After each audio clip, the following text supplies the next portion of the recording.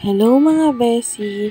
Valentine's Day ngayon at nagyaya yung family ni Jerry pumunta sa farm nila.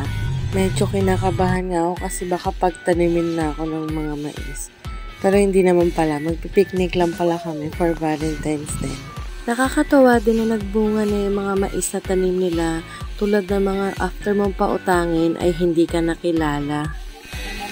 Ang daming patay na dahon kaya nagsiga muna sila tulad ng mga namatay mong feelings para sa kanya.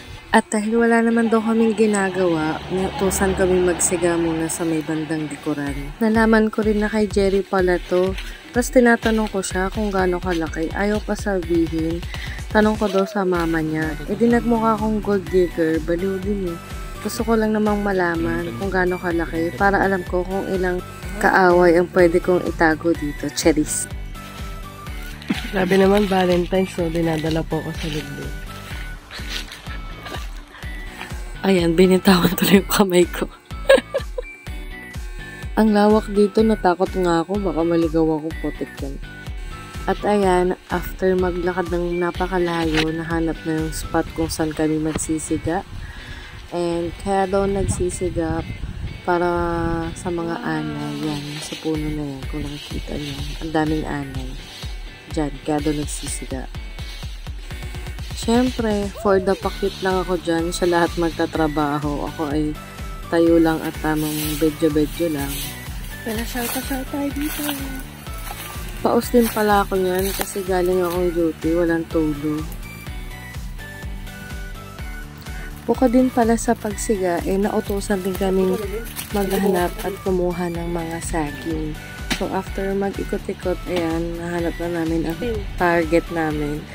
At inano ko ni Jerry na magputol for the experience. Parang madanganan. Kitang-kita niyang gigil na gigil ang ate niyo kakampas kasi nilabas ko lang naman lahat ng sama na loob ko sa mga nagloko sa akin. Timber! Ano? Iwan na yung ganyan? Hindi, tibagin mo yan. Oo, ako na. Lahat nang naiinis sa akin. Oo, ako na. Sige. Labas mo. Yan yung naisip ko kanina. Walang to-talk shit.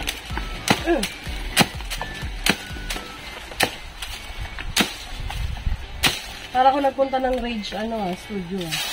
Sabi ka na. Oo, ano? Patagis na yun. Toltos? It's red. Banana. Secured. After niya nagpahinga kami at in-enjoy ang preskong hangin na may kasamang usok ng siga. At after din yan, nagpunta pa kami sa second farm nila. See you part 2!